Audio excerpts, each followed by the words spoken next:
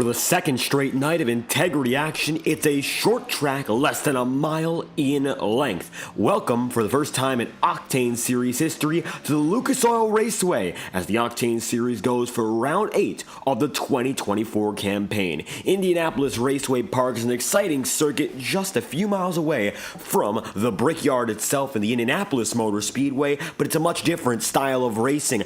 7/10 of a mile in length, much shorter than anything in the confines of the speedway itself, and tonight it looks like the Gen 4 stock cars are taking a chance in driving around this time-tested circuit for 150 laps. Welcome to Lucas Oil 150. Qualifying is on the move, and currently Ethan Lane finds himself at the top of the board. I'll be your host for tonight's broadcast. I'm David Kreutz, commentating and producing, and we welcome you to an FTN doubleheader night at 9:30 Eastern. The Highline Racing League Truck Series will continue their quest toward the championship. It's going to be the Chicagoland Speedway they're racing at for 80 complete laps. Nicholas Ward right now finds himself 12th on the board. You're taking a look at that number 97 right now. There is Bobby Ross and among others Sean Kalist in the mix, and it looks like now 25 plus drivers have registered, including yesterday's winner Braxton DeWeese in the number 13 machine. 2 laps to go at USA International, and he took the win from Jacob Fife, diving right under the number 36, and in turn, it was Braxton DeWeese's first ever victory in Integrity Racing League competition for this entire team. It was a fantastic performance between he and Jacob Fife on the night. Fife, the first ever winner at USA International, was hoping to break a 12-year drought. His first victory in Integrity at that track came in September of 2012, and he was 2 laps away from doing it all over again, more than 10 years apart. Cody Smith right now finds himself in 5th, and it looks like the Next Level Racing Chevrolet having a little bit more success in qualifying today than, of course, what we saw on Monday night, and he's up to 5th. Braxton DeWeese there in 7th. Don Stevenson was a top 5 runner last night, and maybe some of those skills from the short track can apply. Lucas Oil Raceway getting a bit of a modern resurgence. We've seen the NASCAR Truck Series arrive to this circuit as of recent, taking it on for the National Series campaign, ARCA as well in their regional campaigns, and now it looks like we're seeing it for the first time here in the Integrity Racing League. Dad to the inside, Don Stevenson making it out of the final turn. That's going to be a 21.392.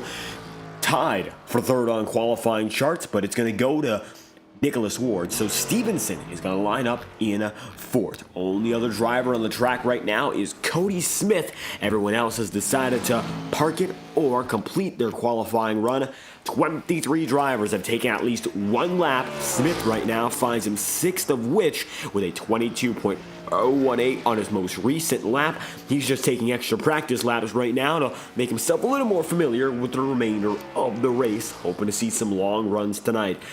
Last night at USA International Speedway, we saw long runs as long as 30 laps apiece in the first half, and then it became quite a troublesome race with repeated cautions from there on out. It's a different track, different field, and a different style of driving with the Gen 4 stock car, but we might expect to see more of the same. As it stands, qualifying has concluded, and Matthew Thunderhorst is at the top of the board for the second consecutive night. Thunderhorst is your pole sitter, this time in Indiana. Qualifying has concluded for the Lucas Oil Raceway. It's Matthew Thunderhorst by 6/1,000ths of a second on the pole position, and a great run for the number 80 in qualifying again, much like what we saw last night. Thunderhorst was the dominant driver through the first half and ended up getting shuffled down due to pit strategy. He was eventually involved in multiple incidents which furthered him from the podium. It could have been his 6th top 3 of the season if he got everything to work out, but troubles persisted for the number 8 team in Monday night competition. He's the number 80 tonight, maybe a chance to redeem himself at another short circuit. Time to get things going with the starting grid here in the Lucas Oil 150. It's Matthew Thunderhorst at the top of the board with a 21.368.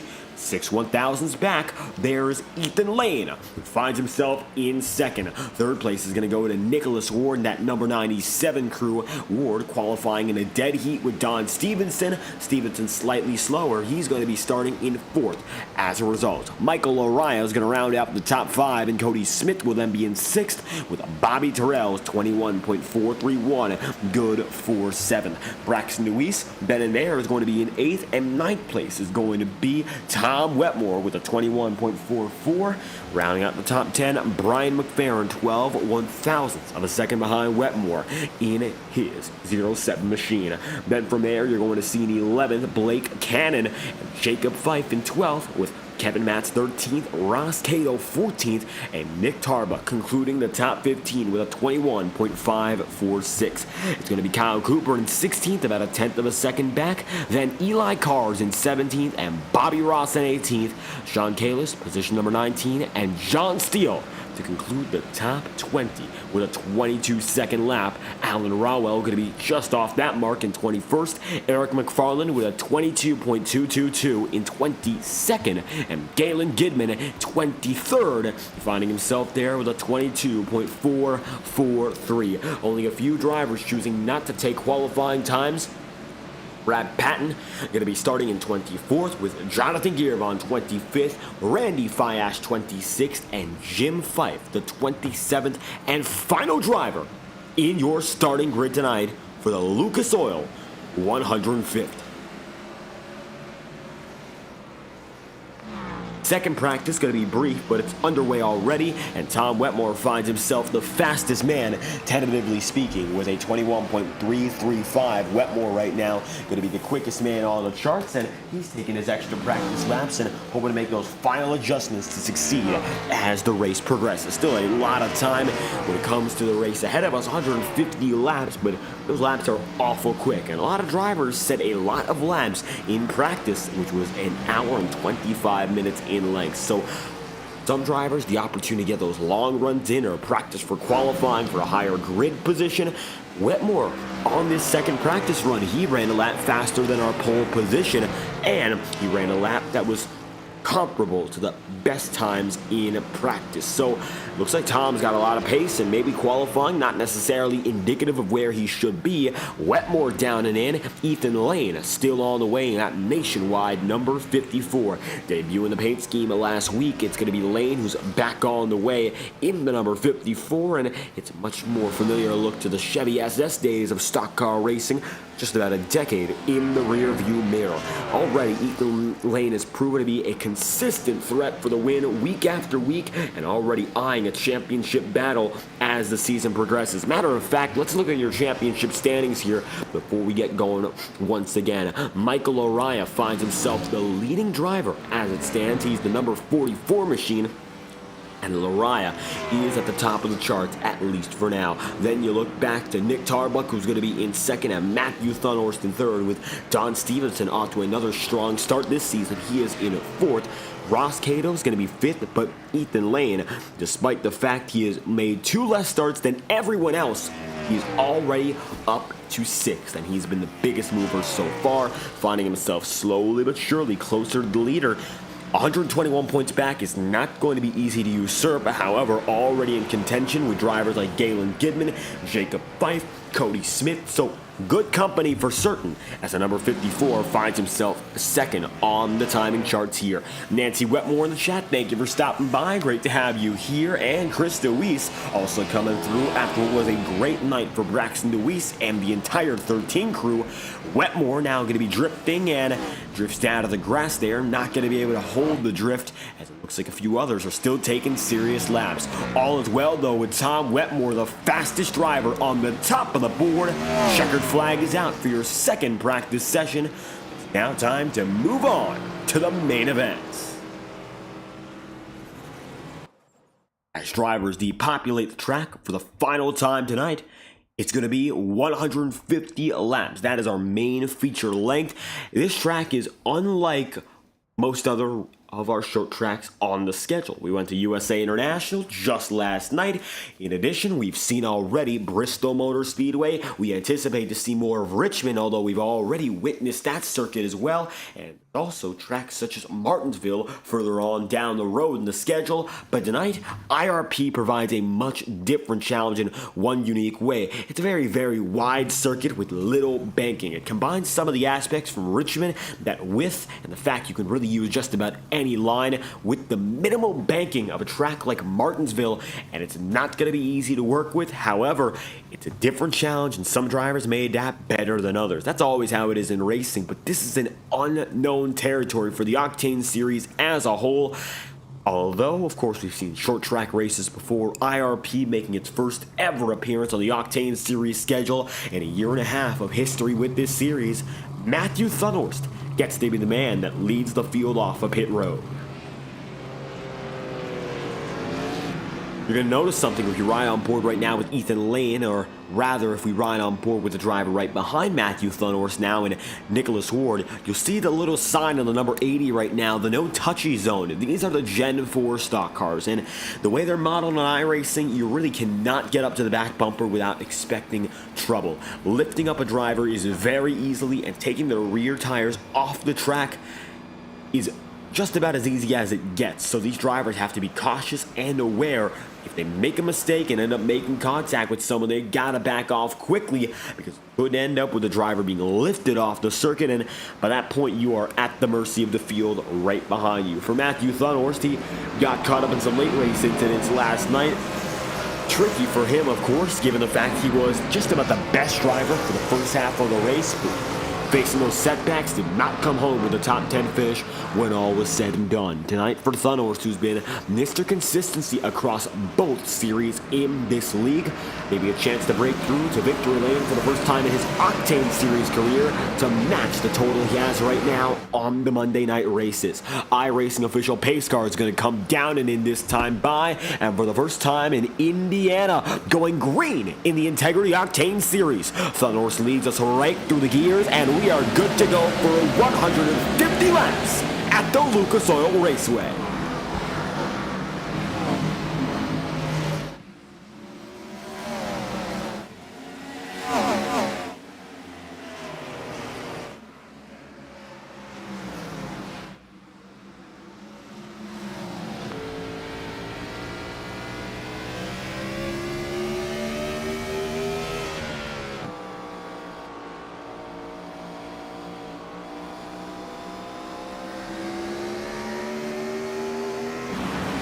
Side by side for the race lead already. Ethan Lane going to be down to the bottom side, and you can see there Matthew Thunhorst up top. Can't hold on to the lead. It's Lane back to the point. And now the 54 picking himself back up.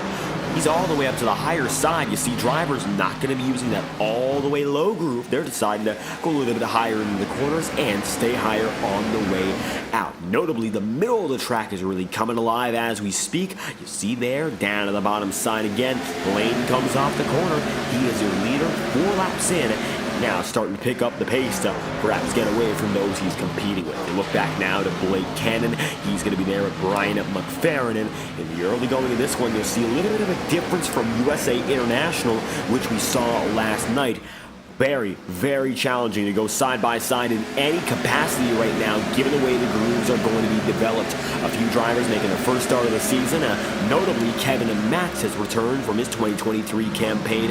Not the best qualifier. That's something we came to know of this number 50 crew. However, very solid when it came to making up spots as these races went on. So keep your eye out for Kevin Max tonight. His first campaign, of course, in 2024, going to be at Quest in Indiana, and he's looking to succeed tonight. We'll see what he's got in store. Doug Mindorf in the chat room as well. Thank you for stopping by. As it stands, your top 10 going to be very spread out. Braxton DeWeese going to be fighting with Bobby Terrell, and Terrell kicking it into a new gear as of recent, looking for what could be another top 10 for this 14 team. Maybe a chance to get by Cody Smith as drivers get themselves prepped for what could be the long haul. Single file for the most part, and it looks like right now everyone going to be in that order. Heard a little bit of contact further back, but it looks like no trouble. Brad Patton going to fall right behind Nick Tarbuck. Patton up from 24th with no qualifying time to 17th. So he's made gains already and is looking to make a few more as we come across the line for lap number 8. Patton has decided for the entirety of the Integrity Racing League schedule this year, he's not going to qualify once. Now, it would be surprising for you to believe that if you've seen where he's run. He's gotten himself up to the podium on speed. He's had top 5 finishes already in this year. However, he's decided staying at the back of the field is the way to go. Certainly, you saw as the early weeks of these seasons went on, like the Ignite Series at Daytona, where 50 drivers just about showed up.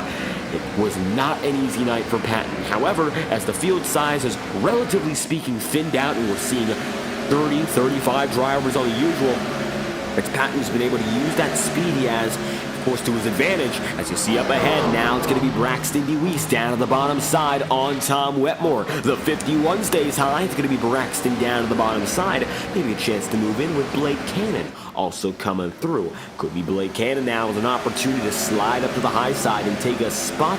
Looks like now for Braxton, that bottom groove not working the best on the corners, and he's going to have to compromise his line. There goes Blake Cannon. He'll make it right by, and he's going to get the pass. That is good for 9th. So Braxton from 8th down to 10th here. Not major losses by any means, but now you're seeing some drivers on the cusp of the top 10 looking to make their moves. Biggest mover so far, it is still Brad Patton. Otherwise, a majority of the field just about where they were to start this race. Ethan Lane making it up from 2nd to 1st. Thunhorse down from 1st to 2nd. And the top 5 still going to be comprised of those who qualified in their respective positions.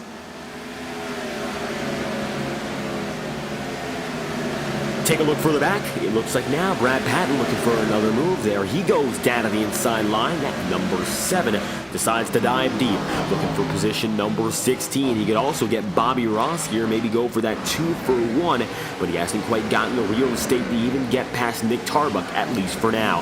Lunging in deeper, the 4 going to remain on the high side. It's going to be 2 by 2 at the stripe. Patton with the advantage, and now he has a chance to dive it a little bit deeper into the first corner. That he will, that he does, right up the track.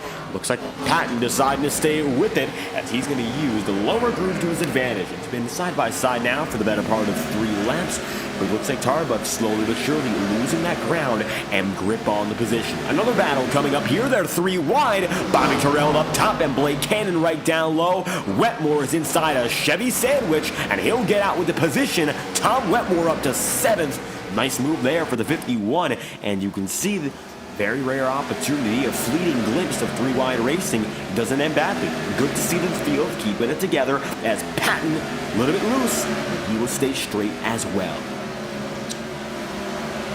It's a bit of a contrast from what we saw last night in Lakeland, Florida. I'll tell you that much. Maybe something we didn't quite expect. Last time FTN went to this track was with the Road to Pro qualifying series in 2023 as the trucks made their stop over the IRP.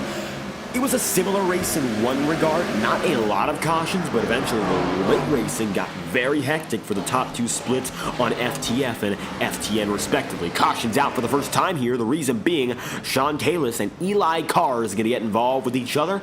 Let's take a look back and figure out just what caused it. Yellow flag is out for the first time today. Good racing up in front. Looks like some trouble a little further back.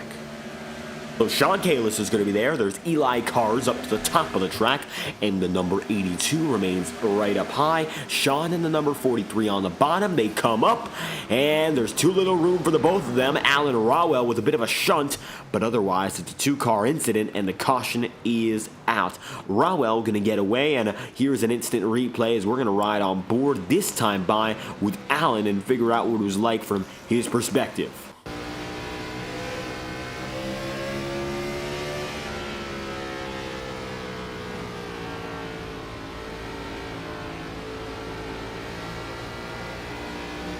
And you can see, at that point, not much Rawell can do. Doesn't look like he gets any damage, actually, as he's going to lift Eli Carr's right up. And as we mentioned, it's so easy to lift a driver in this car. Doesn't even have to be straight back to front action. Even a turn can do that to you, and as you saw there, Alan Rawo gets back on the way, and he finds himself 22nd. Michael Arai going to be 4th, and Ethan Lane up in front. Now, 19 laps in out of 150, going to number 20 here.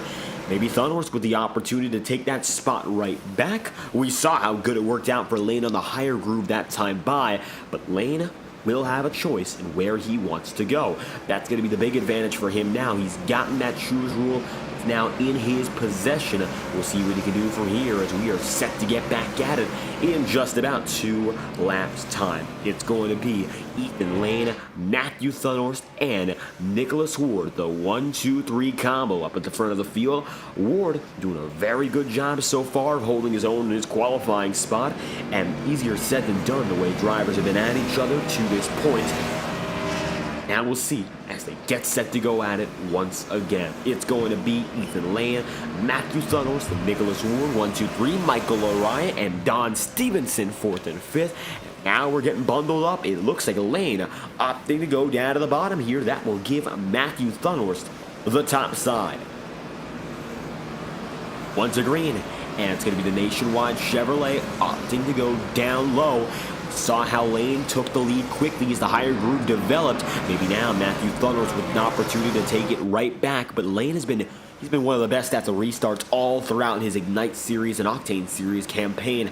In the Octane Series in particular, only one incident in which he lost a win due to a restart jump at Iowa. That gave way to Nick Tarbuck's first career Octane Series victory at another short track last year. Let's see what Lane can do this time by, though. The 54 creeping up slightly quicker, and as he comes down to the start-finish line, it looks like now Lane will get to the motion much better than Matthew Thunhorst. Great jump out for the 54. First restart of the day is in effect.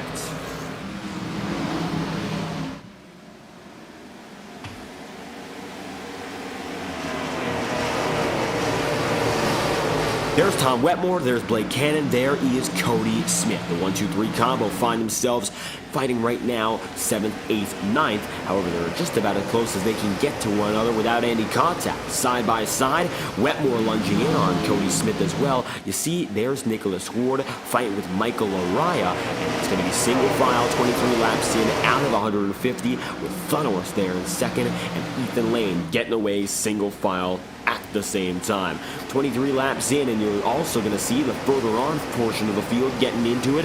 Nick Tarbuck going to be with Kyle Cooper. Cooper down to that bottom side, and he's going to be there running right low in the 73. Nick Tarbuck going to be just about a car length ahead. He's going to come across the line. He's got the minor advantage, and he will make it through. That's going to be for 13th position. So, just like that, going to be a quick pass in the 73 of Kyle Cooper. Now going to see Tarbuck in the wall. Maybe a chance to get him right back. This time by, it's going to be Tarbuck, Patton, also fighting with Kyle Cooper, and now Brad runs down to the bottom side. Quick move. And that's going to give way to another position for Patton, who started in the back of the field. He is up to 15th spots. Bobby Ross going to be 16th, and Kevin Matz then 17th, with Galen Gidman 19th, and Ross Cato now fighting with Eric McFarland for the final spot inside the top 20. Cato finds himself top 5 in the championship standings entering the night, and his consistency carrying over from a very, very well put together 2023 performance. Ross Cato, he got it done at Martinsville when it mattered the most, a walk-off victory in the penultimate race of the season to send the number 12 into the Final Four. If there's anyone who knows what it takes to get it done at a short track in this league anyway, it's got to be Ross Cato. His experience and his more specific moment of victory last season goes to show what it takes to do what's necessary under pressure. And more than that, he had to succeed and get the win. No other outcome would have worked out for the 12 crew, and he was able to push himself right up into the Final Four with ease. It was Jacob Fife and Ross Cato going at each other for the final spot. Don Stevenson was in the mix too, and first it was the fight between Stevenson and Jacob Fife. Cato took the lead with less than 50 laps remaining. Everything changed, and that gave way to the number 12, finishing second in the championship standings last season in a bitter battle at the Phoenix Raceway. Right now, Cato still has a ways to go, But Brad Patton is still making his gains. You'll see the number 7 down to the inside. It's the 4 of Tarbuck right up top, side by side. There he goes, Patton at the number 4. Now Nick Tarbuck going to be at a slight disadvantage up top. If Patton can just carry himself through the exit, he will be able to take that spot for good. Down to the inside now on Brian McFerrin. It looks like maybe Brian's going to catch a piece of the battle. Not that time through, though. Looks like now Brian McFerrin going to get away. Right on board with a 0-7 machine right now, and you'll see exactly what it's like in the heat of the moments.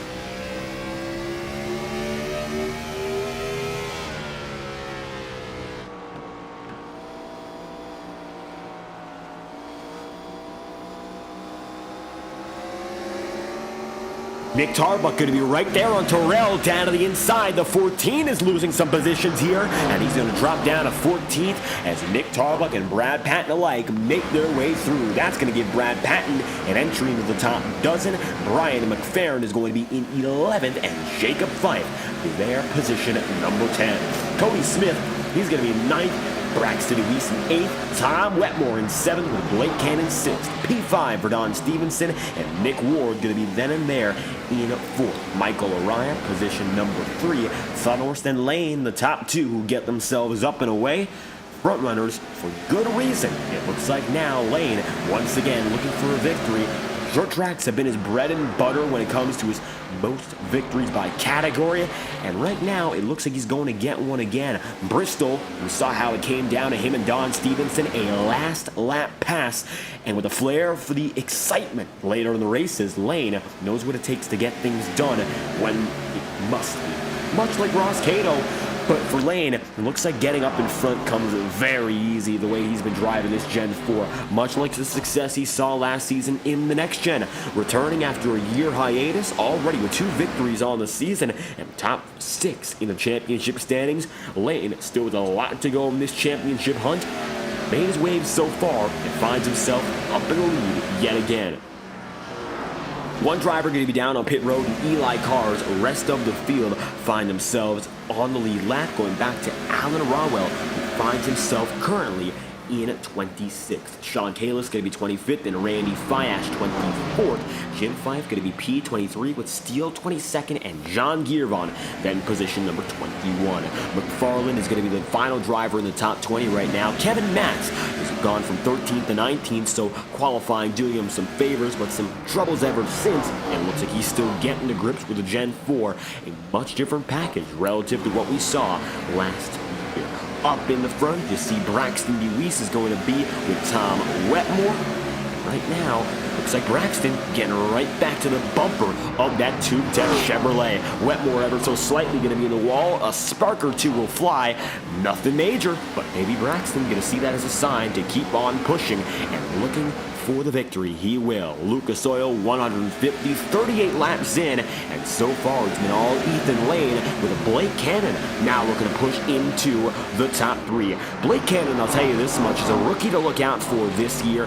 We've got a lot of very, very talented rookies in the Octane Series, but it's a little bit different for Blake Cannon given the fact this is his first ever Integrity Racing League season. Matthew Thunhorse is a fantastic rookie, don't get me wrong, but he's also a driver with a year of experience in the Ignite Series with some familiar drivers. And Braxton DeWeese, he has experience from the Ignite Series carrying over, so while he is brand new to this campaign, it's also a slightly different context. For Blake Cannon, I think he's going to be a driver very exciting to look out for, as that number 27 up to 6th already. In the limited amount of starts he's gotten so far, he's been electric in that number 27 Swingdale machine, and I think he's got a lot of room to keep on improving, which goes to show he's due for a race victory at some time all throughout this year. Braxton DeWeese is going to be in 8th right now, and you can see he's getting ever so slightly closer to Tom Wetmore. No major gains, at least for now. He's going to keep that pressure on as Cody Smith is now right there with Brad Patton. Going down to the inside, it's going to be Brad Patton looking low. Cody Smith opts to go to the top, and it's going to be side by side right now as the number 18 runs right off the corner. Side by side, Fife goes down to the bottom again. Neck and neck, side-by-side racing here to finish off the top 10. And it looks like at the line, the Pro Powder and Paint Chevrolet is going to have the slight edge as he'll take him into the corner, right on board with Cody Smith. And we'll see if he has any rebuttal as the number 36 will take the pass and move to 10th.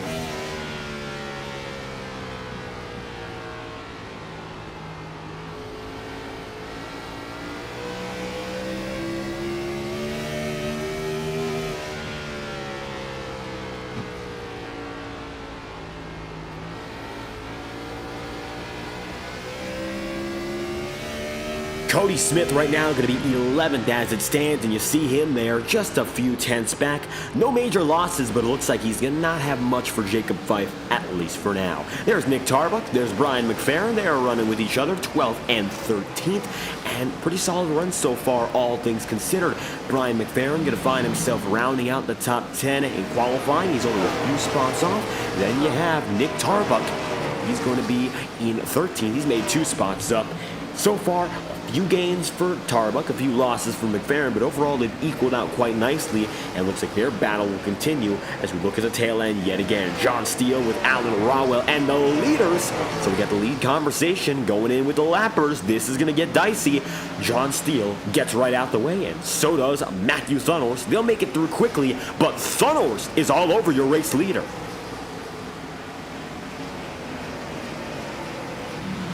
All of a sudden, Matthew Thunhorst now finds himself with a perfect opportunity to go right back at Ethan Lane. You can see right now, driving down to the inside groove, Matthew Thunhorst going to go slightly deeper in, and it might be a little bit of an advantage off a corner. You see he's being blocked by Kalis and Alan Rawell. What's Alan Rawell going to do about it? Well, he'll take to the bottom side. Kalis goes up top, and it's going to be a 2-for-1 stuffing of your leaders. Matthew Thunhorst right now with an opportunity to back it up and dive in, but he's not going to do so. He's going to let Kalis get a little more trouble. That Ethan Lane, 54. Lane's got to feel a lot more frustrated than ever before. As you see, he barely gets by Sean, and Alan Rawell, well, he's still close, but not enough to really interfere right there. Matthew Thunhorst getting the big break he needs, and now they're running at a relatively equidistant pace, lap over lap. The number 54, just like that, not going to have much a lead to work with. We'll see what Ethan Lane can do from here as everything's going to get much closer. The sun is setting, and you'll see track conditions continue to change. Let's talk the weather and the forecast right now in Claremont, Indiana. It's looking relatively fair with a little bit of cloud cover, but nothing too crazy. Mostly cloudy skies at 68 degrees Fahrenheit. The track temperature is 76 Fahrenheit, so overall very, very moderate and modest overall. Winds going to be northbound at 15 miles an hour, so going to provide a little more cool for the drivers and maybe help them out inside the virtual cockpits, but I don't think that'll play much in the equation in itself. 150 laps, so we expect it to become an even more notable factor that the track will get much more grippy as the race goes on. Don't expect these drivers to lose grip. Tire wear might be counteracted due to the very, very modest conditions on the circuit. Cooler track temp, night skies, it's going to help these drivers out substantially as the race progresses. One thing to note, everyone is still on the original stint. We had a caution, didn't really play into the picture at all. A few drivers went down to pit road, but it's a very minimal amount. I mean, Randy Fiash is 1, then we have Alan Rawell as number 2, and Eli Cars as number 3. That's it. Nobody else decided to go down and in for any purpose so far, despite the fact we have a yellow flag, of course, already waved earlier in the day. So, 50, 50, 50. Might be the stint count, but I think right now Ethan Lane is eyeing that 75-75 marker to get him down to halfway. Tom Wetmore now going to be with Brad Patton and Nick Ward all the same. And when we, of course, evaluate the strategy right now, there's still 20 laps in the gray that we don't quite understand, at least yet. You can see there, Tom Wetmore going down and in. He's going to find himself trying to defend upon Brad Patton and Stevenson. There goes Don right up to the top side. He's going to get ruffled up. And Braxton Deweese is now going to look to pick up the scraps. There goes that number 13 Ford Mustang. So we drop to the inside line and now look to take a pass. Jacob Fife going to be right there in the Pro Powder and Paint, 36. And he's going to now see a 2x2 battle form right in front of him again. Deweese he's had a prime opportunity to go after Patton there on the light, but it didn't play out as now Tom Wetmore is on the top side and he is topsy-turvy. 51, maybe an opportunity for he and Brad Patton to go at it a little bit more, but Sean Kalis, who has proven to be unrelenting, to say the least, as a lap driver. Yep, there it goes. There's Nick Ward. Caution's out. Unrelenting. Yellow flag will fly. So that's the second of the day. We will most likely end up on pit road as a result. Minor incident, but Nick Ward going to get the worst of it. Let's see who was really at fault for this one as we take an FTN instant replay.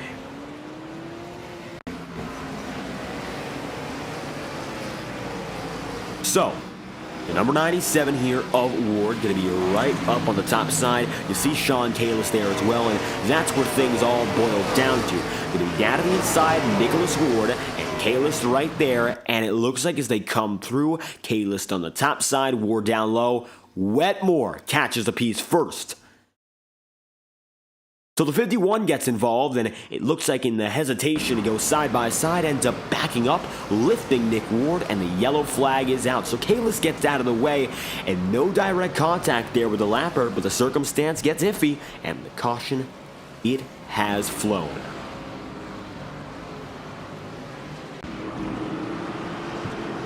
Everyone's down to pit road as we anticipated here. Matthew Thunhorst among others, and a very reminiscent circumstance for Thunhorst tonight. He'll stick with the norm and go down and in just short of our halfway period. Perhaps now we're going to see the one-stop strategy come into play. Lane gets the lead off of pit road over Matthew Thunhorst. Blake Cannon third, Michael O'Ryan then in fourth. Fifth is going to be Brad Patton and Randy Fiat, with them being sixth. Braxton Louise seventh, Don Stevenson eighth, Cody Smith ninth, and Jacob Fife concluding the top 10. As everyone else comes into pit road, the leaders are getting right out, and the cycle progresses. Lane is the man with the advantage, and he is now up there in front. For the second time tonight, we're under yellow, and for the second time, Ethan Lane will be your control car.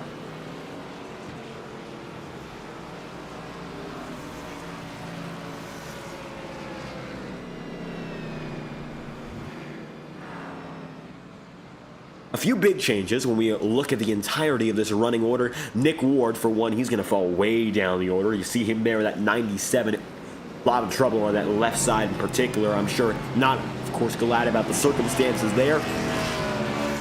But on a positive note, Brad Patton, 24th up to 5th. Blake Cannon, 11 up to 3rd. And 16th to 12th for Kyle Cooper. Those are right now your three biggest movers on the track. Of course, Patton going to be the big outlier. He's gotten from no qualifying time to the top 5, and he's done it with only 2 yellow flags in between. Very impressive run so far, and we'll see if he can carry that momentum even further as we're set to do it all over again. And it's going to be 2 laps to green this time by, with Lane as your controlling driver.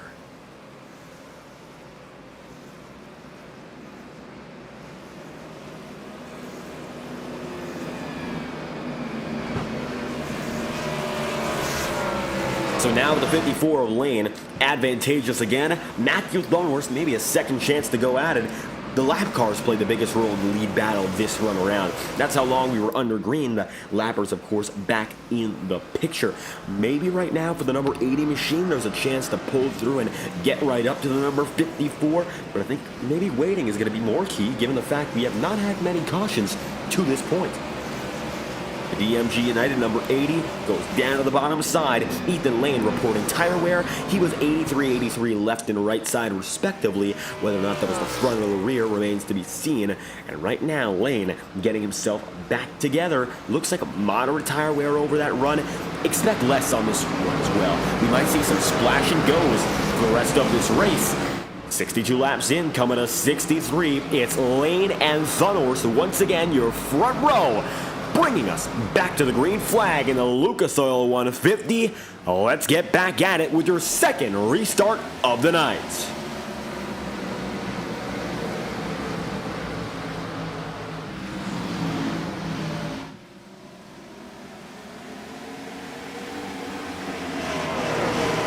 Ethan Lane gonna get to jump again, but you could see who's also now in the mix. Blake Cannon. Michael Lariah has been quiet tonight, but he's also going to be side by side for third. So keep your eyes peeled for a few drivers we haven't quite mentioned, at least to this point. The driver, the number 7 of Brad Patton, might also be in the mix. There goes Brad Patton. He's going to go down and in. And now Michael Lariah going to face the company of the number 7. How about that for Lariah? He's now made the move, diving through. Jacob Fife is going to be loose. Does he save it? Yes, he does. You saw in the back of your frame, Fife nearly going to go around. He'll keep it together, and it looks like all is well for the number 36, avoiding the yellow flag as a result. Braxton DeWeese now to the inside line again on Don Stevenson. It's that number 47 right now, getting a little bit of beating and banging. DeWeese won last night, maybe trying to get back up there to go for 2 consecutive wins in 2 consecutive series. But he's still got a ways to go to get up to the man who's up ahead, Elaine. There's Blake Cannon. Cannon, all of a sudden, now the second driver in this mix-up. Michael Lariah and Brad Patton. They also get by Matthew Thunhorst here, so Matthew Thunhorst, naturally this time around, begins to fade back. Maybe a little bit more trouble in regards to his success. We'll see whether or not he makes it back up as the night goes on. 67 laps in out of 150. Lane and Blake Cannon, the 1-2 showdown, coming through each and every time. And it looks like for Lane, Cannon's going to be just a few tenths off. Nothing much so far for the Swindale Speed Lab machine. And Lane is going to be there, position number 2. 68 laps in out of 150. Lariah, Patton, Matthew Thunhorst. 1, 2, 3, 4, 5. And now they're coming down to lap number 69. Going to be a nice run so far for Lane, and he's got himself there advantageous. Let's take a lap on board with your race leader as he comes now closer to the halfway point.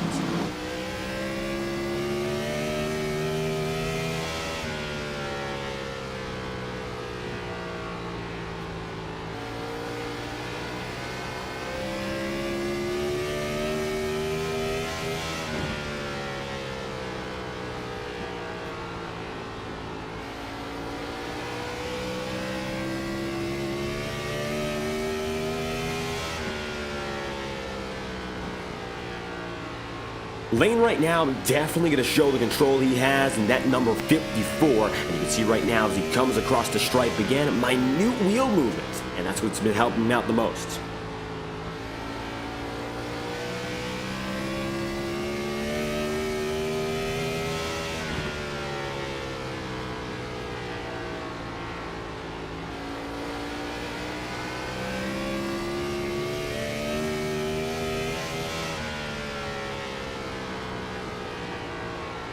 As it stands, it's going to be Ethan Lane about 0.3 of a second ahead. Blake Cannon with Michael Lariah, 1, 2, 3 right there. There's Brad Patton and Matthew Thunhorst in the mix all the same.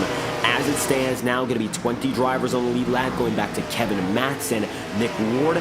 Ward's gotten himself back on the lead lap despite those troubles, and you can see the left side tire, you see the wheel well is just about gone on that number 97. So Ward, a little bit more of a troublesome night from here. I don't know what the DuPont Automotive Finishes machine can do to get back up in front. Qualified third, was running north of the top 5, and of course contact with Tom Wetmore in a precarious spot gave way to the caution for the second time tonight, and that trouble really going to hamper Ward's success. Then you look up, and Tom Wetmore is still inside the top 10 despite that contact. He ended up right by the wall, but I think if he got anything, he got some right side scuffs, which he can get away with. So for Wetmore, he's really not in as much trouble as that number 51 now makes the move to get by Jacob Fife, of course, and Fife has been a little bit loose on this run. Once again, you see the driver of the number 73, Kyle Cooper there, and he's now going to be just outside of the top 10.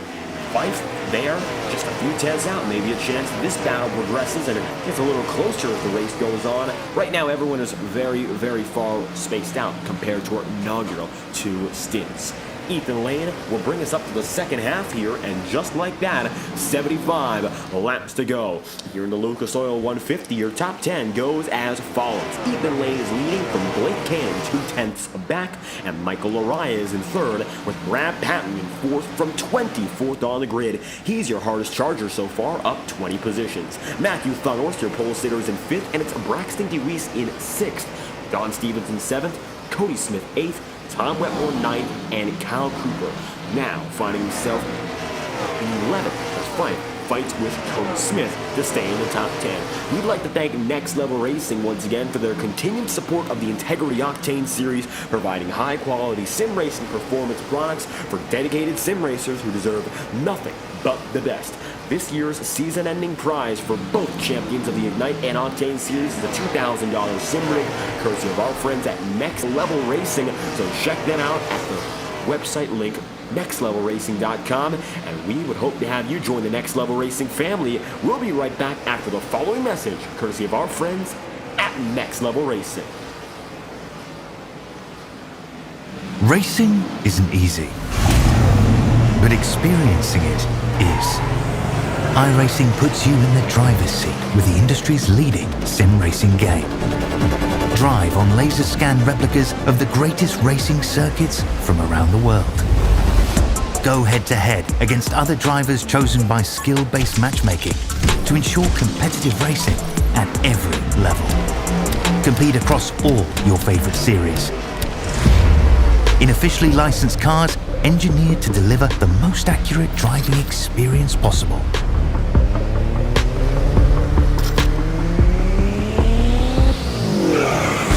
Join a race or host your own with players from across the globe. Race against the computer or in a league with friends. Feel the thrill behind the wheel.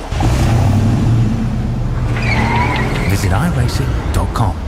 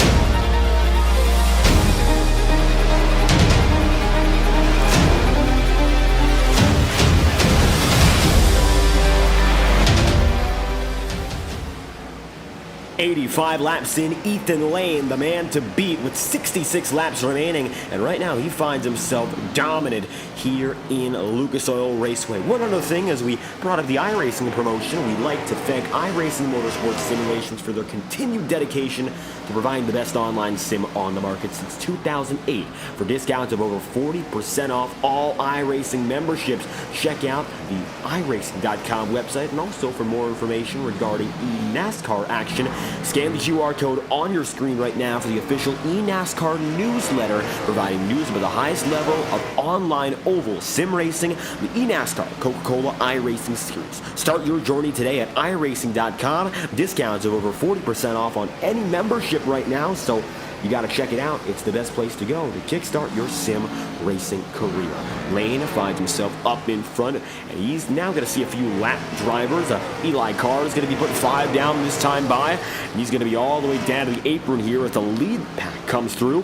Now it's going to be Randy Fiash 1 lap down. Next driver set to go 1 under would be Kevin Matz here in 20th. And so far, he's been about 19th, 20th quickest all night long, so he's held himself consistently at that pace. Maybe a chance to improve as the race goes on, as we still do have 60-plus laps. Tire strategy, one thing I also do want to note, we're on a 29 laps so far with 60 laps plus to go. Maybe 90 is possible. But no other driver has tried anything close, so it's not a guarantee right now in regards to what is going to succeed. I think for Ethan Lane and company up in front, there is only going to be one more opportunity, which is of course going to be coming down a pit road at least one time this time through. And as it stands, going down and into pit road, nobody will be for now. As leaders come through this time by, there's Sean Kalis, there's Jim Fife, 1 lap down respectively. Take a ride on board right now, the closest battle on the racing circuit, Ross Cato and Kyle Cooper.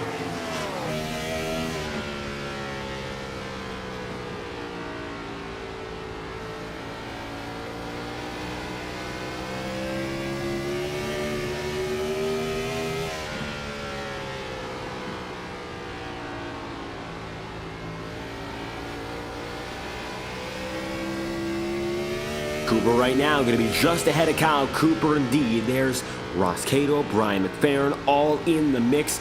Very close drivers in regards to their distance. Nobody else in any battle seems to have quite the very close nature that we're seeing right now. This is the fight for about 13th.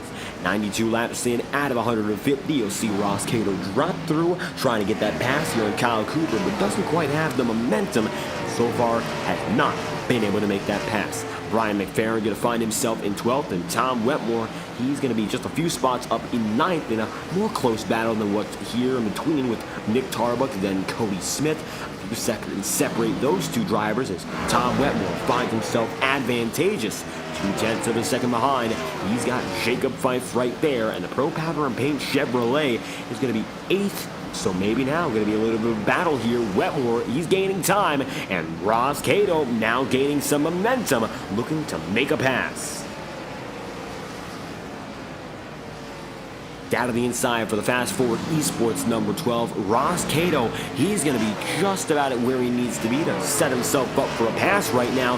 He goes down to the inside yet again, looking very strong through turns 3 and 4, but otherwise hasn't quite gotten it done in regards to making the proper move to set himself up again. He has speed, so he's been able to lunge it through quite a few times, but I don't think there's much else going for him.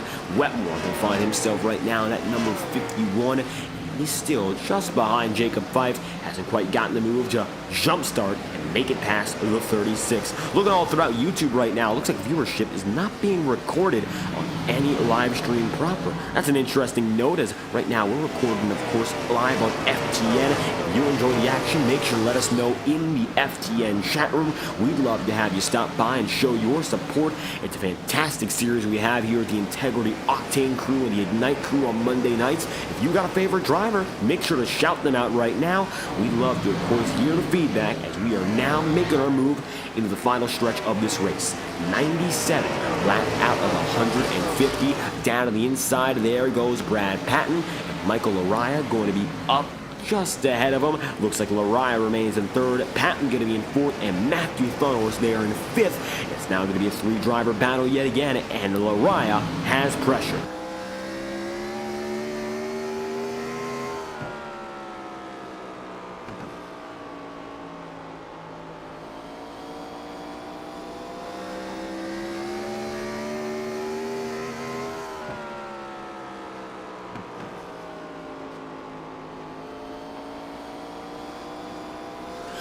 Laraya trying to get a run away here as he comes across the stripe yet again. He will be in 3rd at lap number 100 this time through.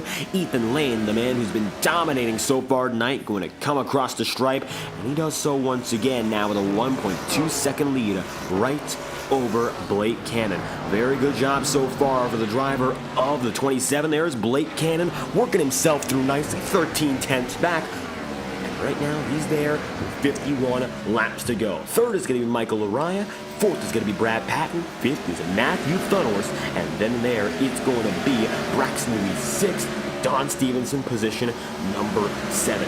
Jacob Fife 8th and Tom Wetmore 9th. Rounding out the top 10, it is Cody Smith in a Next Level Racing Chevrolet. We once again like to thank our partner at Next Level Racing for giving all the action to you live on FTN. You're watching Lucas Oil 150 in the Integrity Racing League, and Next Level Racing is the official sim racing hardware partner of Integrity. For high-quality sim racing performance products meant for dedicated sim racers who deserve nothing but the best. Visit nextlevelracing.com after tonight's broadcast, and we'll be right back after our second promotional break of the night, brought to you by Next Level Racing.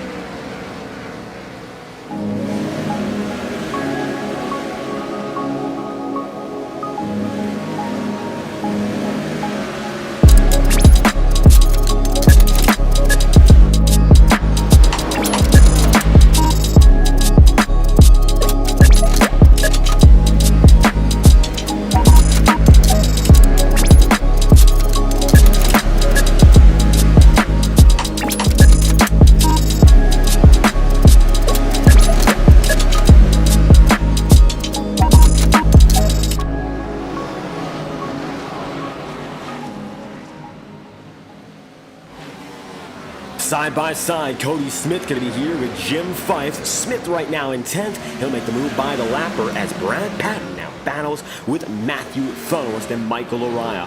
46 laps to go, coming down to 45 remaining, and less it appears the strategy is going to mean all too much for each and every one of these drivers. 46 laps to go. We've still got a ways to get to the checkered flag, of course. However, it looks like there's a lot more in mind when it comes to consistent pace rather than the tire wear. A 47-lap stint so far, which isn't egregious by any means, but we are set to go into 90-plus lap territory, which would be, of course, something we have not seen tonight. We've only had a stint as long as about 50 some until, of course, we got our second caution of the night. That was our second and last at this point anyway. So we'll see what happens here. Ethan Lane going to be all the way up top, and it looks like Eric McFarland rips the wall just a bit. Sean Kalis and John Gearvon are lappers, but they're battling for position right now. The Pepsi number 33 up to the top side here, and we've seen a lot of different loops from John Gearvon, and now in this Gen 4 era that we're seeing in the Octane Series, he'll bring the brand new Pepsi look with him. You might not see it in stores just yet, and it's surprising the more I think of it, you really might not have at all, but Pepsi getting that brand refresh in October of 2023 and now bringing that style to the racetrack. In collaboration with Chance 3 Design Shop, John Gearvon giving a brand new look in this Pepsi emblematic, of course, of one of America's best-selling sodas. Number 33 running in 25th as it stands, right there with Sean Kalis and the SK Chevy, rather Dodge. Looks like tonight he's going to be running a Dodge. It's a Chevy Impala for John Gearvon. Down and in, there's Bobby Ross. Maybe a sign of things to come. The 45 decides to drop in, and he's the first of potentially many. And we might see a split in the stint. 41 laps to go. Everyone's going to make it to the end on the next pit stop, presumably, and maybe some drivers are going to make it to the end as is. That's still a big question mark in itself. However, we've still got a lot of time to figure out who's got what it takes. So far, Lane has been the best of the best. Blake Cannon, Brad Patton, Michael Araya all together, second, third, fourth. Maybe they'll come down to pit road and shuffle things up.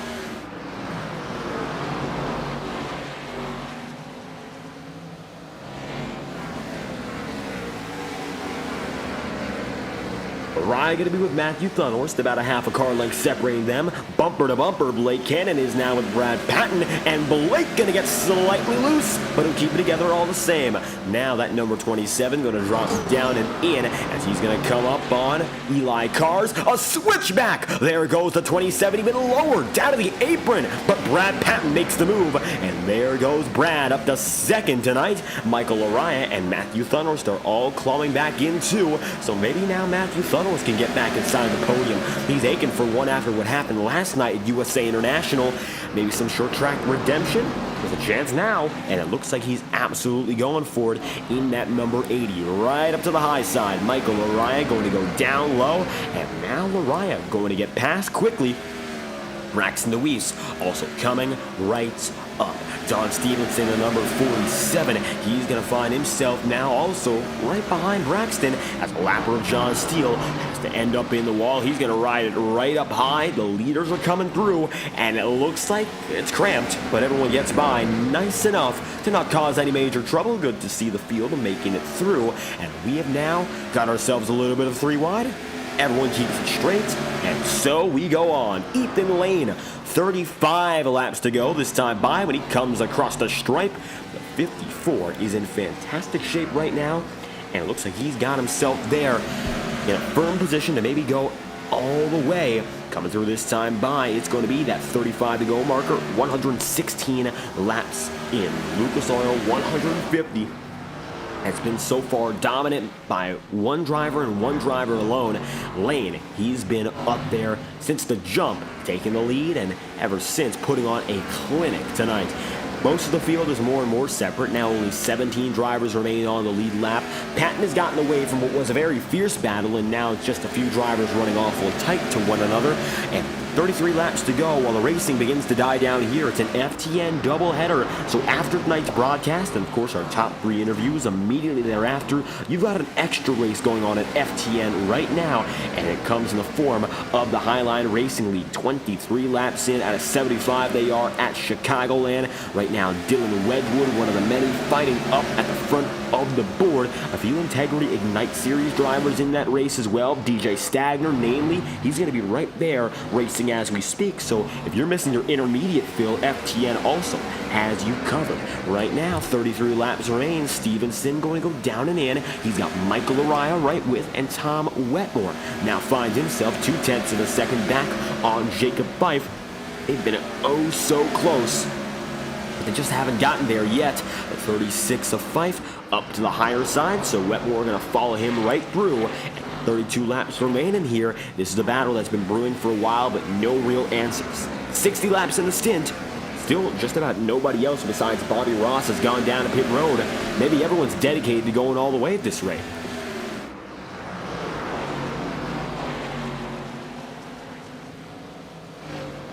"31 laps to go, this time by Matthew Thunhorst. Find himself just on the cusp of the podium. He's right there, about 0.13 of a second off of Blake Cannon. Blake, he's had a very good stint so far. He's running inside the podium, and he got up to as high as second, but Brad Patton making that crossover move really going to stunt his momentum, and that might change the way the rest of the race goes for him here as he now pulls through lap after lap. He's quick, but maybe not as quick as Matthew Thunhorst here. Thunhorst has made gains overall. Cannon's going to have to pull things back together if he wants to get himself up in front even further. That time by, the gap between both drivers was an advantage for Cannon of only 40,000ths of a second, and with a gap that small, Thunhorst still knows it's negligible. He might be able to find his way through and get the advantage as the battle progresses. It looks like now Nick Ward going to be coming up to the leaders, and in the bad sense, because he's going to be the man who gets to put one lap down. Very bad news for the driver who started today in third. He definitely had pace, then got caught up in what was eventually our final caution of the day.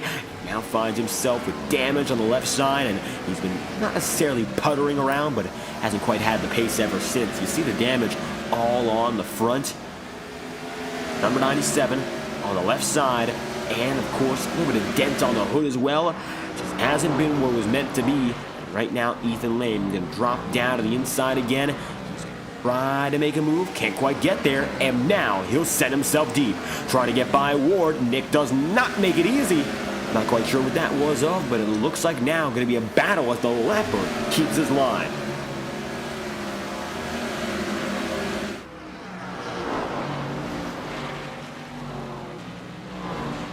Ethan Lane going to drop down low yet again. Wasn't quite able to succeed that time around. And number 54 now drops in for the second time. It looks like this time he gets fully through. And Ward's going to let him right by. Nick Ward going to try to drop down a little bit lower, but nothing else he can do there. And now he's off the lead lap, which gives us only 15 left.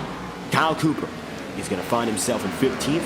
Going down to the inside and chasing the other all-white machine of Bobby Terrell with 25 laps to go. We'll see if these two drivers can remain on the lead lap. Currently 18 seconds behind.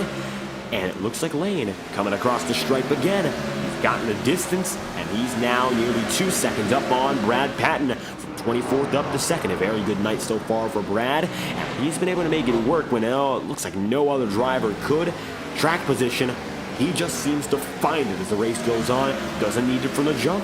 He'll pull through and get there anyhow. Now it's going to be 23 to go, and next time by, as always, we're going to thank our incredible camera partner at TrackCams22.com and crank it up with 22 laps remaining. For the highest quality sim racing cameras on the market, you've got to check out TrackCams22.com and join the fleet of top-rate broadcasters using TrackCams for Gourmets as their day-to-day camera solution. We'll be right back with 22 laps to go. Let's crank it up. Ethan Lane, your leader, here in the Lucas Oil 150 with 22 laps to go.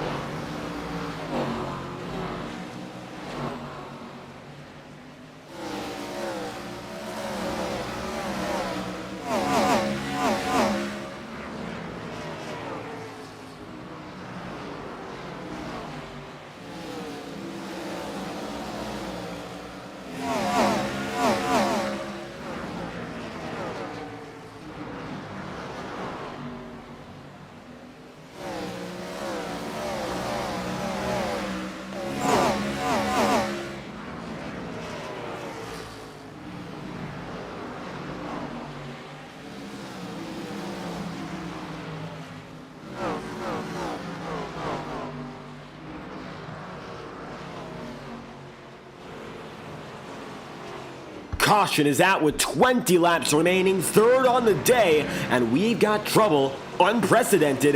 It's going to be a short sprint from here. Jim Fife getting back across the iRacing official pace car. Sean Kalis looks like he was involved this time by, and he just got down a pit road. Let's figure out what happened here as the Crank It Up going to conclude prematurely. Here is a look at your most recent caution. Trying to figure out who was involved in this one. Looks like Kalis going down to pit road quick.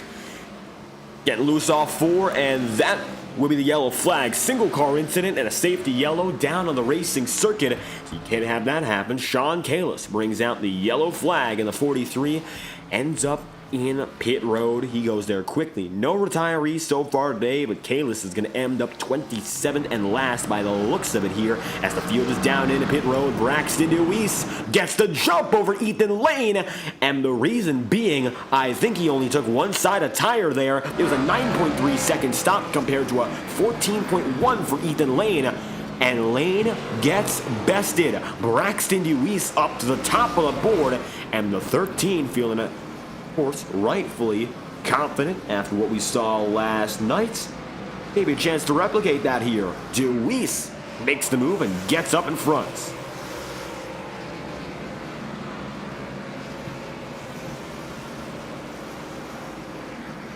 A bit of a change. 18 laps to go, and what we're looking at here is now going to be a much different race. Braxton Deweese with new tire up and ahead.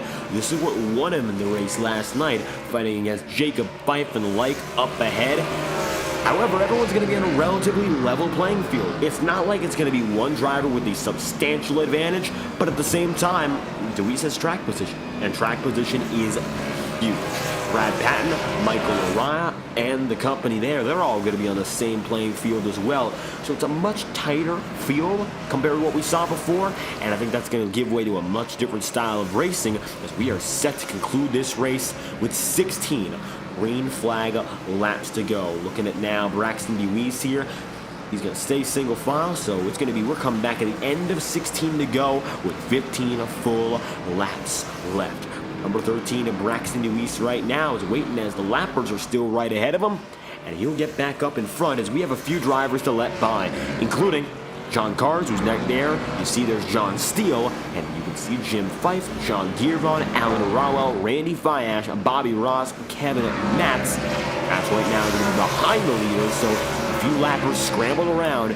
We are set to go and get the 1 to go signal, 1 to green that is, and the pace car's lights will be off. Braxton Deweese, leader, Ethan Lane second, Brad Patton third, and Michael Araya, position number 4. Rounding out the top 5, it's Don Stevenson, and we're going to get double file this time by with Braxton up front. 15-lap dash. Let's see what the drivers of the field here have in store at IRP. Lucas Oil 150 coming down to this, a 15-lap sprint with Braxton Deweese, defending winner from last night up in front against Ethan Lane, who's led since the very beginning. Green flag going to be out this time by with Lane down low and Braxton up top. Who gets the jump? Deweese, and he gets it by a long shot here. Green flag's out. 15 laps remain.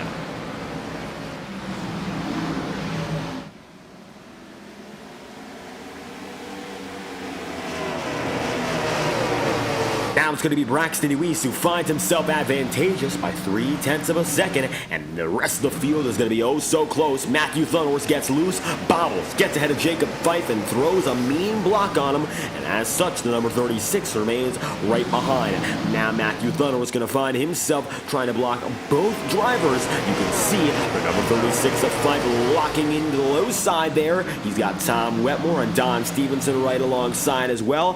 14 laps remain, and all of a sudden here, Blake Cannon now is going to find some pressure from Cody Smith. 13 laps to go this time through, and since we've got just a little bit of time remaining in this event, we'll give you your final Next Level Racing promotional break. Right now, the rest of our coverage will be uninterrupted. Visit nextlevelracing.com for more information after tonight's broadcast, and we'll return after the following message, once again with special thanks to our friends at Next Level Racing.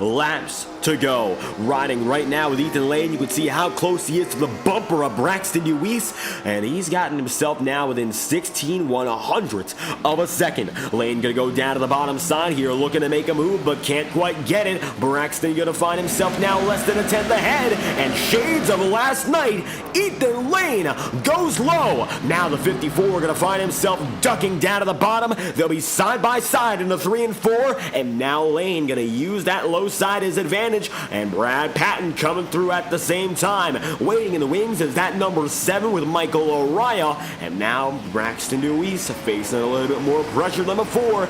8 laps remain. Braxton deciding to stay on the top side here. He will not give in easy, and Ethan Lane is going to show that he's not here to play around either. Lane to the bottom side will lunge a little bit further through with the middle groove, and he will get the run right off the corner. Still not clear. Braxton with an opportunity to go for a switchback maneuver. He won't. Now Brad Patton is there, and he's running right in third. Going to be now the number 54 advantageous again with 7 laps to go, but is the distance enough to cover the track for what will be 6 complete cycles this time by? I don't think it's a guarantee yet, as Lane will cross the stripe. Patton going to be turned. Is this the yellow flag? They stay straight. No, it is not. But Brad Patton going to drop, and yes, he spins. Caution is out. They were straight. They are no longer. It looks like what could have been a great save for both drivers ends up with a caution flag out again. And here is an instant replay. Brad Patton coming alongside with Michael Araya. And it looks like Patton coming right up the track here with Araya coming down. Too little room. That's shades of our second caution with Eli Cars and Sean Kalis. Then Patton comes down and in, comes right back up the track, gets a little bit of contact there from Ross Cato. Galen Gidman lifts him up, and the yellow flag is out. It's a multi-car incident, perhaps our most intense of the night, and we are now under caution for what will be, most likely, our final time tonight. We're heading now to overtime territory. Green-white checkered is all that's left from here.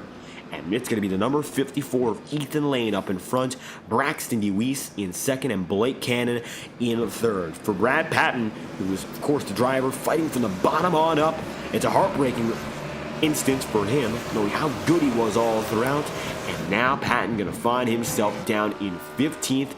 Still going here as we ride on board with the nose camera. But it looks like not much else can be done, as Patton right now finds himself coming through. 4 laps to go. We'll see if he can make up some time, but displeasure going to be voiced over communications here, and Patton, for good reason, not happy after that one. Yellow flag is out, and in a similar way to what we saw last night again, those little wiggles can change everything. Side by side until side by side no more. Caution's out.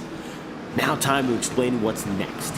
Overtime procedure or green-white checkered procedure. It looks like, the way things are going, this will be at least a 1-lap extension of the race, which brings us up to lap 151. In that case, we're going to overtime. This will be our first attempt of 3. We have 2 left in the bank, as is for a green-white checkered, regardless of overtime status. If we get to the white flag, this race is official, and it will end no matter if it's checkers or wreckers. If we get a caution before we get to the final lap of this race, re-rack them, we restack them, and we go for it once again. We have up to 2 more attempts of such a phenomenon, and then we get to the end no matter what. That third restart, no matter what happens, it's over. Cody Smith just disconnected due to network issues, and at lap 149, a heartbreak for a driver running up in the top 10, and another driver with late issues, John Steele, going to get back on the way. It's going to be a green-white checkered finish. A 1-lap extension looks to be what we're going for. It'll be a 2-lap extension at the end of it. So lap 152 is now the new final lap. 151 is the goal lap. If we get to the white flag, if we conclude that lap, the race is over. Ethan Lane now has to make it through only a mile and a half to get to the very end on top.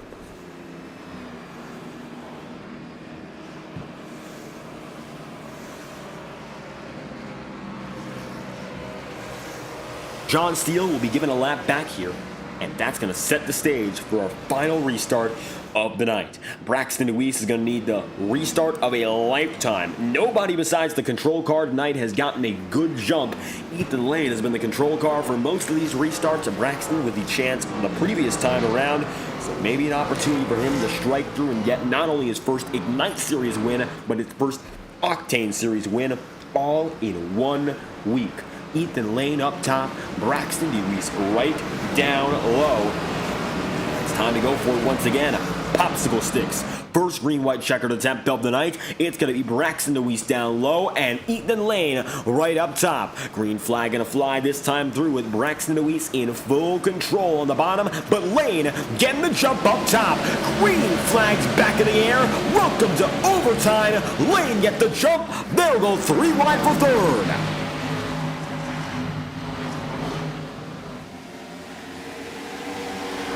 Coming off the corner, Tom Wetmore now looking good for a podium. He's up top as Ethan Lane gets away, and we're coming to the white flag. This race will be official. 1 lap to go. This time by Barney the flagman will wave the white, and now Lane 2 corners away from the checkered flag. As drivers come through this time by Lane, who's been dominant, leading over 130 laps tonight, gets out in front again, and the 54 will take the checkered flag in the Lucas Oil 150. Wetmore in second, Deweese in third, and just like that, a night at Indianapolis Raceway Park ends. Lane dominant from start to finish. Undisputably, he was the driver to beat tonight. And Ethan Lane gets it done. Drivers are coming down and in, rushing to pit road. Blake Cannon gonna pass your winner by, and as such, it's going to be Lane getting the checkered flag and burning it down right by the start finish.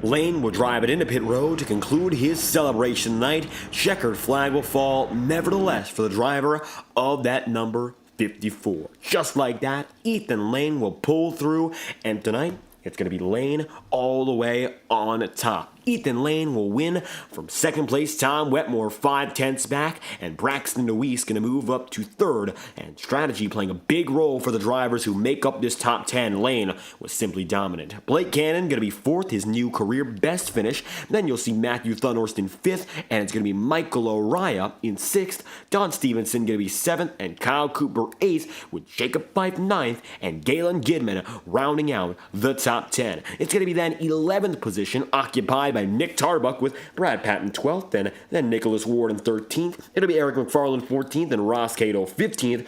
Bobby Ross then 16th, and Bobby Terrell in 17th place. Brian McFerrin is 18th, and Kevin Matz is 19th. With John Giervon in 20th and 21st, then being held by Randy Fiash. Then from there, it's going to be Alan Rawell 22nd, 23rd for Jim Fife. John Steele is going to be in 24th, with Cody Smith 25th due to a connection failure. Eli Carr is 26th, and your only retiree, Sean Kalist, 27th and last. Just like that, a night here at Lucas Oil concludes, and Ethan Lane was the man from top to bottom. There's no debating that much. He's going to win here with over 130 laps led on the day. Let's get a word from your race winner here and figure out how it was like out there. Lane, simply untouchable. Bringing him in right now after a dominant performance. Ethan Lane, another short track, but tonight you didn't need a last lap pass. Looks like you had it from the very first. Checkered flag here in Indianapolis Raceway Park. Start to finish, you had full control. Yeah, I didn't think it'd be like that. We found something that worked the entire race. I was lucky to get past Matthew very early in the run. I knew tires were gonna be really cold. so it'd be really slippery. So I knew how to attack then, and we just made it work. Yeah, that long run was fun as well. Kind of once we got out to about a 2.5 second lead, we kind of just backed it down a little bit and just took our time, maintained the gap, making sure we weren't making any mistakes. And tonight, hitting marks was such a huge deal, given the fact we only had a 4-caution race for a short track, relatively clean all throughout, and strategy didn't seem to play too much role. All strategy really coming down to the races on pit road. The latter part of the race was where we saw a little bit more contention for the lead. What was it like facing up with the front of the field getting closer to you, especially with that green-white checkered? It was interesting. I thought Bratson had pulled the strategy of the century, honestly. His 2-tire call was working well, and then we actually got heat in the tires, and those 2 tires kind of fell off real quick. So we got lucky for sure that we had a run long enough just to get us to the lead. And a very close call there in regards to the strategy. Overall, though, for the most part, it was an open and shut day for this team, and we're moving on to a track that might not be so open and shut. We've seen 2 short tracks in a row here with Richmond and IRP. It's Talladega up next, a completely different style of racing, 94 laps at a fast circuit where anyone can have speed, but only one driver, of course, can get it done. Maybe a chance to pull through in what is effectively one of the world's biggest lotteries. We'll see. Next week's gonna be interesting, just due to the fact these bumpers don't line up on iRacing. So you can't really like bump draft like you can in the top 3 series. So it'll definitely be interesting. You're gonna see people who just want to ride. You see people who want to race the entire time. I don't know what I'm gonna do yet. We have 4 wins in the books now this year, so we might just go up there and have fun all day. If we wreck, we wreck. If we don't, we don't. We'll just have to see how it goes next week. And already got more than enough in the books to be a little bit more exciting at Talladega. Ethan Lane, you win it again here in IRP. Any final shout-outs you'd like to give? Just you as always for putting these broadcasts on. And Jacob and everyone back at Integrity for putting these races on every Monday and Tuesday. It's fun to go watch, fun to be a part of, especially when you get races like that on short tracks. And Ethan Lane collecting the victory here in the Lucas Oil 150. We thank you for your time once again. All right, thank you. Lane going to be on the move, and we'll bring in your second place driver immediately after. How about Tom Wetmore in the number 51? Best run so far for this team here, and the short track swing, I'm seeing some success at the tail end. It was an up and down night for the 51 crew, but overall, top 10 speed in qualifying translates to a podium finish here on the up and up until the very end. Yeah, it was certainly quite the roller coaster evening for the TubeTech Toyota Supra tonight. We started moving up late in that first run there and just got a little bit overzealous. We were coming through some lap traffic there, and I didn't give Nick the room that he needed. So hate that for him and his guys. I know he battled back to a way better finish than where he started the restart at. I think he ended up P13 all said and done. So shout out to that group for coming back after, we got a little bit overzealous, but we had the protection of the Robin Steele attorneys at law on the side of the Supra, and they protected us, I guess, through that, and we were able to take 4 tires and make some pretty great restarts there at the end to put us here at the second step of the podium. Would have liked the first one, but just being able to talk to you tonight is certainly a whole lot better than where we thought we were going to be after the third way mark through the race. So. And a lot of things switching up after that caution you were involved with there. Still about 100 laps on the table when it happened, but track position is so critical up this circuit that the tire strategy played a major role in your late success. So what was it like having to work with so few cautions to make the right decisions? Very little opportunity to really go back on it if it were to go wrong. Well, we made the right call in the first run. We just kind of backed it up and managed our Goodyear tires. But then the boys out at No Mind out there in Detroit watching us tonight, they told us to give her hell on that second run, and we gave her hell. But what we didn't expect was that to be the longest green flag run of the night. So after getting mired back in some traffic and cooking the tires, we were never going to make it back up to the front. So that late race caution saved us. I think we drove from 12th to here in 20 laps. So it was certainly a lot of luck that went our way that I don't know if we, again, necessarily deserved after some of that kind of mid-race contact there. So But it feels good to lock down second. But gosh, man, now I can see the lead. I can taste it. We got to get ourselves a win one of these days, right, David? Just about a position away from that victory, and we've mentioned, of course, this team is so close to getting it, and maybe Talladega, the track to break through. Anyone's got a shot, but wouldn't it be sweet to break out just a week after another podium? Man, we love those plate tracks over at Roadhouse. I mean, our cars are always really, really strong. And some of the guys that unloaded here tonight, pretty much all three of us are from Indiana in one way or another. So finishing here tonight would be important, but we all know each other. And so we all know how each other drives. So hopefully when we show up to Talladega next week, we can all work together and maybe pull ourselves a dub for this Roadhouse crew. Maybe some more excitement to behold in just a week's time, but Tom Wetmore, the 51 crew, comes home second tonight in Indiana. Once again, we thank you for your time. If you have any final shout-outs, make sure to let us know. Thanks, David. As always, just got to shout Mama. I know she's watching out there, listening intently, so I'd be remiss if I didn't shout Nancy out there in the chat. So I know it's tough to see her around the mist of Braxton DeWeese fans. Congrats to him on a podium. I know you'll be bringing him up next, but it's tough to spot Nancy in the crowd with all those Braxton boys out there. So shout out to her as always. Tom Wetmore, second place on the day. Thank you once again for your time. Wetmore going to be on the move. One more driver to speak to, and Braxton DeWeese, once again, a little bit of that short track fever after last night's win, and it almost looked for a second there you'd be able to repeat that result, just a few spots off and a few tenths too short. Either way, podium finish, great run as, of course, it comes through for a top three. What was like out there? Another great run at a very short circuit. Yeah, honestly, very surprised with the run that we had. I came in tonight, I was changing a bunch of stuff, brake bias and going up and down and just trying to figure out what would suit me the best and what would honestly just, get me around the track the quickest. So, I felt like we came out with something that was all right for me to, run with. And taking that call there at the end, I just wanted to wing it and, try something there. I wanted to check my left sides when I got into the pit stall. And you know what, I didn't really second guess it. I kind of just unclicked it and went with it. I was kind of surprised I was the only car to do so, but I'm glad we could at least hold on for a podium finish and get a good finish that we have not had in this league. Our best finish has been 9th twice, so this is a big step, and hopefully we can continue at least running up and around 6th, 5th, like we were. So hopefully we can ride this momentum. I'll tell you this much, a very close call when it came to that strategy. Looks like nobody else able to execute it as you did there. A 9-second pit stop, 5 seconds quicker than the drivers around you, and that made all the difference. What led up to the call? Because it seems like it was a risk, but ended up being very much worth taking. Just knowing that it's just a short track and coming down with 20 to go, I was kind of assuming that there was going to be some cautions and that would help me out a little bit. And like I said, also just depended what the tire, how much percentage was gone off the right sides or the left sides, I should say. So, I'm glad we made the call, and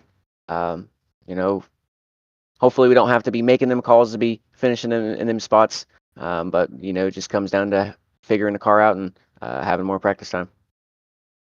Maybe a little more practice time will come for what's up next at Talladega. Of course, going to be some big pack racing with the Gen 4s, which is always uncertain. Maybe a chance to go up there and fight for a top 5 finish, if not more.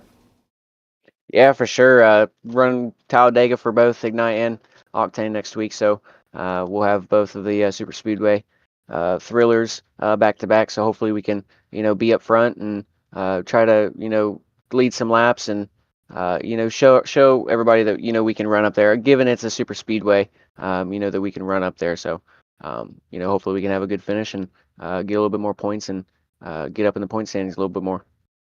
Maybe a chance to keep on climbing next week, but Braxton DeWeese, a big podium for this number 13 crew tonight. You have any final shout-outs for us? Yeah, for sure. Jane's our man on the car. This is our second race with the car. We just debuted it at Richmond. Didn't have much luck as we lost internet in the middle of the turn I was going, and then all of a sudden everything went black, and then I couldn't get back into the race. So that was frustrating. So I'm glad we could have a good run with the car here at IRP. This is kind of like a home track. We got IRP and Indianapolis. Indianapolis Motor Speedway is a little bit closer, but they're both pretty close to where I'm from. So we'll consider them both home tracks. And I also want to thank the rest of the people of Bennett's Publical, Interstate Ford, Allen's Arts Images, Boot 34 Diecast, Unrivaled Cinematography, Blaze Designs, and Bully Dog Coffee Company. If you want some coffee, you can go to www.bullydogcoffeecompany.com. Get you some coffee and use Brax5 for 10% off in the when you're checking out. And that helps you out, helps him out, helps me out, and helps everybody out. So I appreciate everybody tuning in, and glad we could have a pretty good race tonight. It was a lot of fun. So look forward to Talladega. We're looking forward to what's next. Braxton DeWeese, a win and a podium finish to wrap off your week of racing here in the Integrity Racing League. Thank you once again for your time. Thanks, David. Have a good one.